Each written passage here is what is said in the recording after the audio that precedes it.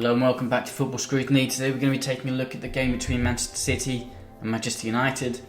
The game finished 2-1, let's get into it.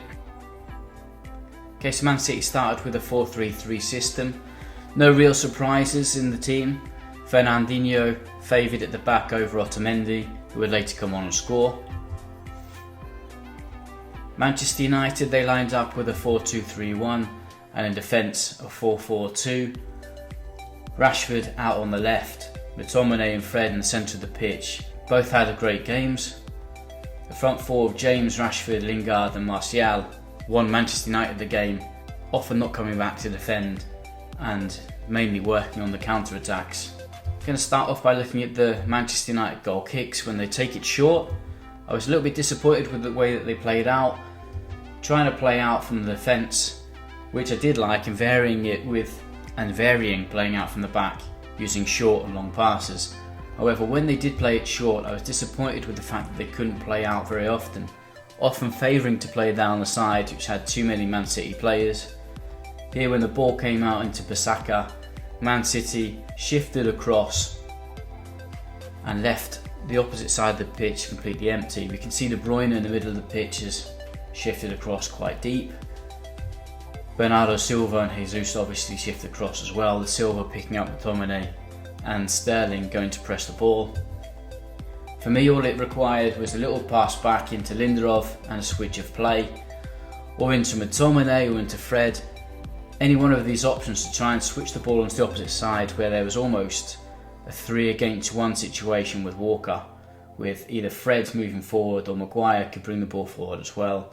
Okay, so here's the example where they've got 7-against-4 in the build-up, passing to Lindelof, and they're in inferiority, Man City. We can't see De Bruyne because he's shifted so far across. Here we can see De Bruyne, he shifted across, and there's 6 Man City players in that zone, leaving the other side of the pitch quite empty. All they needed was either a ball back into Lindelof, into there and a switch across, or ball into Fred and then switch it across. And Lingard's even saying that, play it across there, try and shift it. But they never really did it, so it's quite disappointing for me. So the ball comes back into Lindelof, because he didn't drop back into a better position to switch the play. Long ball, trying to play a long ball over the top, which actually got blocked and intercepted. You could argue they're 2-0 up at this stage and they didn't really need to try and play out from the back, but that's exactly what I thought they needed to try and maintain the ball and make Man City run. Another example, this is in the very first minute.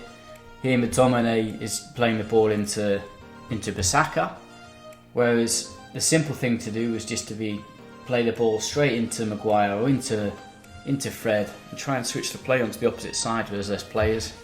Okay, this is another example. We're trying to play out short. Exactly the same setup, 7-against-4 players there. Lindelof decides to play the ball back into Gea. And if we look at Maguire, he has no intention of opening out and trying to create space. And Shaw's not even looking at the ball, which is almost laughable really. So when the ball does come into De Gea, Maguire's in the passing lane from Luke Shaw, meaning it's tough for him to pass the ball into Shaw. What Maguire needed to do was move into this area, which I've indicated earlier. Shaw needed to move out earlier, therefore creating longer distances for Bernardo Silva to have to cover and press. But by not moving out, it makes the life easier for Bernardo Silva. So here we can see when the ball comes into Shaw, Bernardo Silva's not got a long distance to come and press, and it just made life difficult for Manchester United from not having this mentality of opening and creating space and playing out from the back and not shifting it across into the side where there's more space. It made life difficult for them. So when the ball comes back into Fred from Luke Shaw, surely the most intelligent thing would just be to open the ball out into your goalkeeper and play onto the opposite side. But instead of doing that, he plays the ball into Harry Maguire, where it's a 3-against-3 in that small area. Just play it out to the goalkeeper, shift it across, you can play out. Okay, so taking a look at their mid-block now. This is how Manchester United won the game, with a nice tight defence in front of their own box. Here this is the general situation with the 4-4-2, defending in front of the penalty area. Often though we saw James and Rashford into these positions here to try and break out into a counter-attack quicker, trying not to get too far deep, especially Rashford on the left-hand side. And when there was a counter-attack, the front four would often just stay forward and just leaving a defensive six with that back four and those two pivots, McTominay and Fred, to defend. Okay, so here's an example of one of those counter-attacks where the back four and McTominay and Fred drop back into defend, where the front four were left up front trying to create and just being responsible for creating the goals during the game. Okay, so now when we take a look at it with the Man City players in between the lines, one of the things which I wanted to highlight was this movement here, that Fred and McTominay would follow players into these areas instead of the centre back shifting across. When that happened, there was the opportunity for Bernardo Silva to cut inside, make these passes into Jesus and Sterling, but it never really happened. Man City didn't really find these passes during the game, despite the fact that Fred and McTominay were dropping into these areas. So here's one of the examples. Here, Wan-Bissaka jumps out onto the fullback, and I've highlighted the back four to show that Lindelof isn't going to follow him in. Shaw should probably be a little bit closer in, by the way, closer to Maguire. So if Lindelof does have to jump out, the Shaw's closer to be able to prevent De Bruyne getting in front. Anyway, here we can see that McTominay goes into that area with Sterling, and that would then leave space inside for Silva to be able to receive the ball. When the ball does get played through, McTominay intercepts it, which is great. I've just highlighted on the other side a 2 against 1 situation which was there for the whole game. De Bruyne and Silva, 2 against 1 with Shaw, but they never really found it, Man City. If they play the ball into Silva and Silva was able to bring the ball across into this side, then they would have had a lot more joy during the game, Man City. Here's an example of that back four and the two pivots of Manchester United defending, preventing from Man City from playing, and no sign of that front four. Here we can see the fullback Luke Shaw has jumped out onto Bernardo Silva, and De Bruyne is going to make a run into this area, and this time Maguire goes with him, leaving Fred inside. And this is what I wanted to point out, is that when Fred doesn't follow De Bruyne and he's able to maintain a more central position, he's able to then block that player Bernardo Silva coming inside. So this image shows here that when he's come inside, Bernardo Silva has nowhere to go inside and he has to play the ball out wide because Fred is there in the central area blocking him. So when Maguire does come out, it's really important that when the ball then comes back in from De Bruyne into Bernardo Silva, that Maguire is quick to recover his position.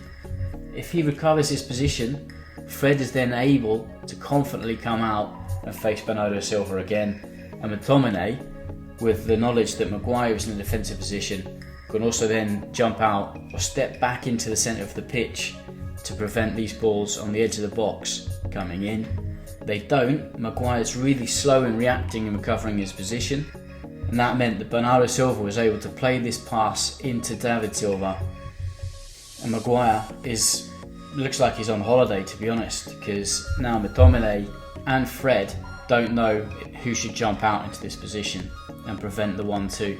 Okay, so the front four for Manchester United, this is where they won the game.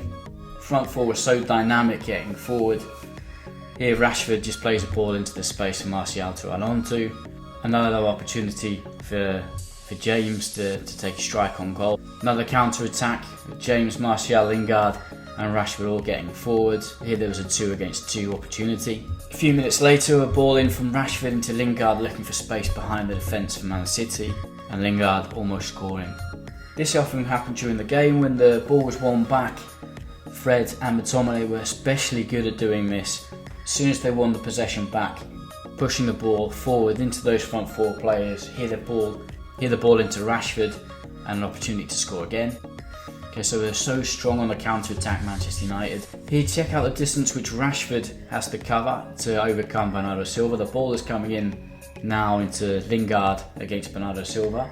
And look at the distance which he covers. He's beating Bernardo Silva over the course of 60 metres. Rashford's run 60 metres and Bernardo Silva has only had to cover back 30 and he's beating him to the ball. Another counter-attack here. The ball is won back by Lindelof.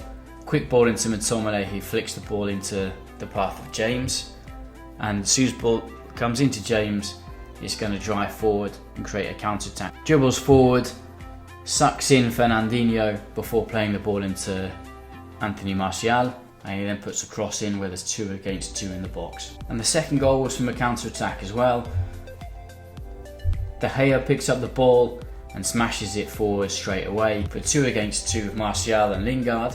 And the ball's flicked on, and this ends up leading to the goal, making it 2-0 to Manchester United. So the reason Manchester United won the game was a tight defensive block in front of their penalty area, counter-attacking football, and that front four so dynamic, so powerful, Rashford getting forward and creating numerous opportunities. If you like this video, guys, please subscribe, please turn on those post notifications and follow us here at Football Scrutiny. Until next time.